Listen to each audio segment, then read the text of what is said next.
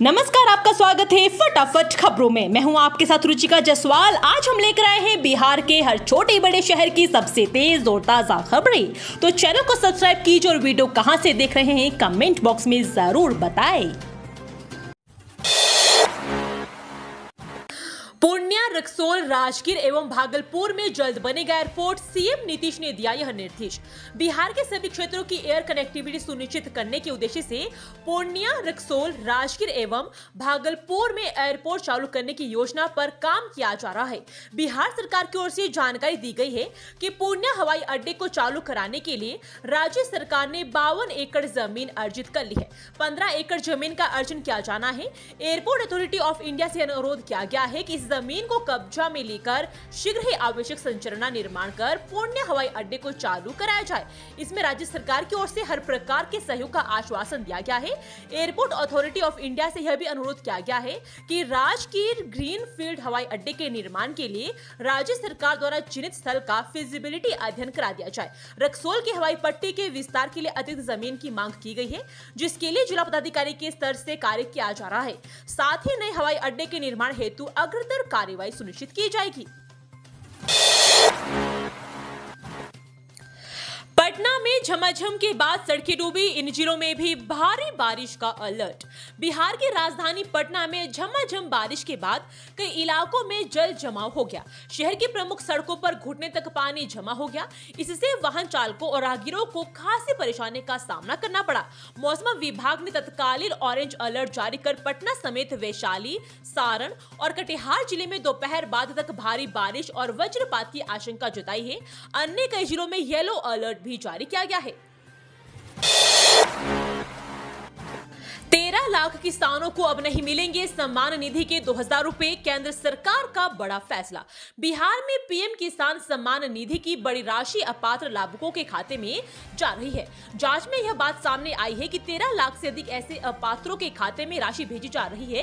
प्रतिवर्ष एक किसान को 6000 रुपए के हिसाब से देखा जाए तो यह राशि करीब 780 करोड़ रुपए हो जाती है। केंद्रीय कृषि एवं किसान कल्याण मंत्रालय के पत्र के बाद कृषि विभाग सचेत हो गया है। कृषि सचिव संजय कुमार अग्रवाल ने राज्य के सभी जिलों के जिलाधिकारी को पत्र लिखकर लाभुकों का भौतिक सत्यापन कराने को कहा है, ताकि अपात्र के खाते में जा रही राशि को रोका जा सके। बिहार को इसी महीने मिलने जा रही 2 नई वंदे भारत ट्रेनें इन रूटों पर चलेगी। बिहार के रेल यात्रियों के लिए अच्छी खबर है। राजधानी पटना से टाटा नगर के बीच वंदे भारत एक्सप्रेस ट्रेन की शुरुआत इसी महीने होने वाली है। 15 सितंबर को प्रधानमंत्री नरेंद्र मोदी इस प्रीमियम ट्रेन को हरी झंडी दिखा सकते हैं। इसी दिन देवघर से वाराणसी और टाटा नगर से ओडिशा के ब्रह्मपुर के बीच भी वंदे भारत एक्सप्रेस का संचालन शुरू किया जाएगा। रेलवे ने इसकी तैयारी शुरू कर दी है। वाराणसी से देवघर के बीच वंदे भारत ट्रेन को गया होकर चलाया जाएगा।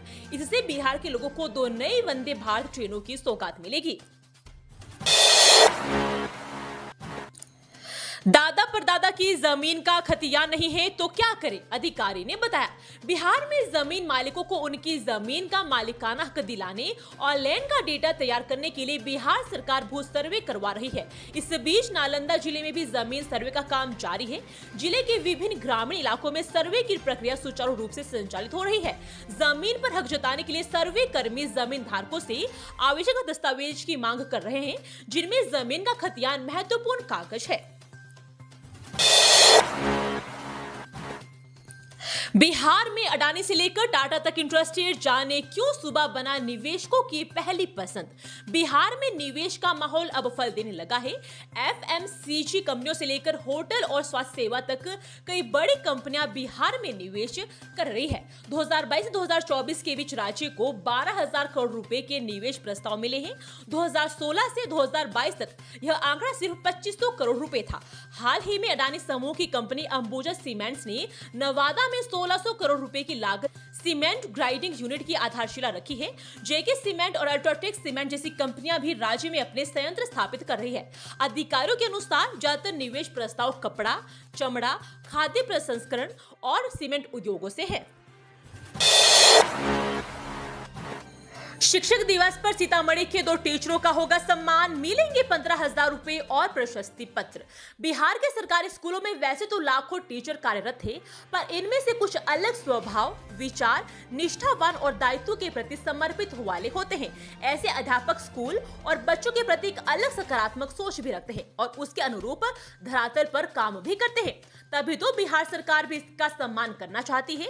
इस बार 5 सितंबर अध्यापक दिवस पर शिक्षा मंत्री सूबे के 41 अध्यापकों को नकद 15,000 और प्रशस्ति पत्र भेंट कर सम्मानित करेंगे। यानी उक्त शिक्षक राजकीय शिक्षक सम्मान से सम्मानित किए जाएंगे। इन 41 गुरुजी में से 2 सीतामढ़ी जिले के हैं।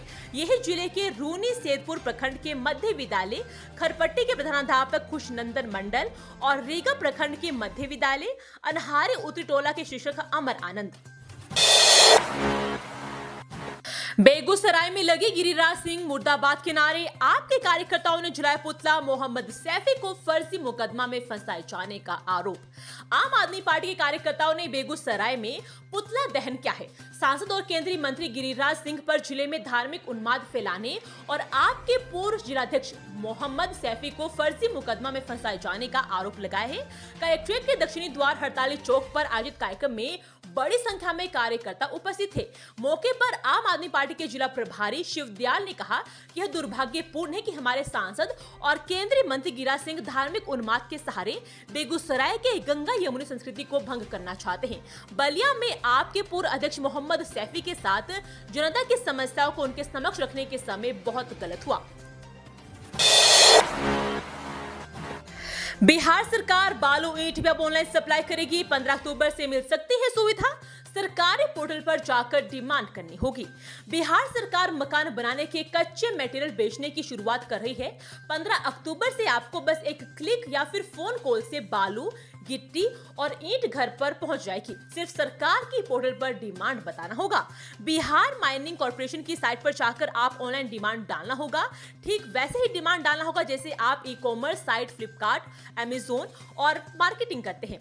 खान एवं भूतत्व विभाग के अपर मुख्य सचिव मिहिर सिंह ने बताया है कि 15 अक्टूबर से ऑनलाइन बालू मिलना शुरू हो जाएगा। एजेंसी चयन को लेकर टेंडर जारी कर दिया गया है। सबसे पहले बालू बेचा जाएगा और इसके बाद गिट्टी और ईंट भी ऑनलाइन डिमांड पर मिलने लगेगा। पटना में डीजल स्कूल बसों पर बैन अभी नहीं, सरकार के आदेश पर हाई कोर्ट की अंतरिम रोक। बिहार की राजधानी पटना में डीजल से चलने वाली स्कूल बसों पर फिलहाल बैन नहीं लगाया जाएगा। पटना हाई कोर्ट ने राज्य सरकार के आदेश पर अंतरिम रोक लगा दी है। इससे स्कूल संचालकों को बड़ी राहत मिली है।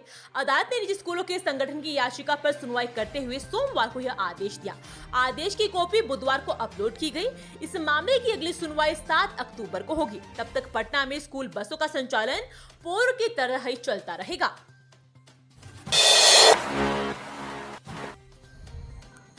सरकार से लोन लेकर गायब 260 उद्यमियों को भेजा गया नोटिस। 13 के विरुद्ध कराई गई प्राथमिकी।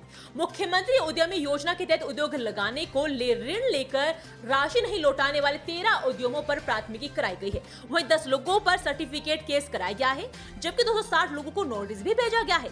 महाप्रबंधक प्रवीर कुमार सिन्हा ने बताया कि मुख्यमंत्री उद्यमी योजना के तहत सरकार की ओर से उद्यमियों को 10 लाख रुपए तक का ऋण मिलता है। योजना अंतर्गत 50% अनुदान व शेष ब्याज रहित लोन दिया जाता है। शर्त यह है कि 7 साल यानी 64 किश्तों में राशि लौटानी होती है।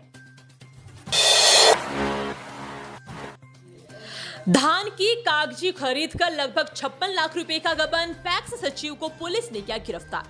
मोतिहारी के छोड़ा दानो प्रखंड क्षेत्र के कुदरकट पैक्स में धान गबन की दर्ज प्राथमिकी में पुलिस ने पैक्स सचिव राजकुमार सिंह को गिरफ्तार कर लिया है। वहीं शेष आरोपियों की गिरफ्तारी के लिए गठित पुलिस टीम छापेमारी कर रही है।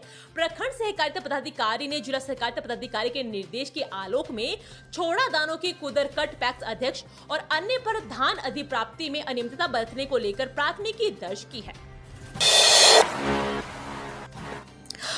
पटना में नकली नोट के जखीरा के साथ 2 कारोबारी गिरफ्तार, कई नकली सरकारी दस्तावेज भी बरामद।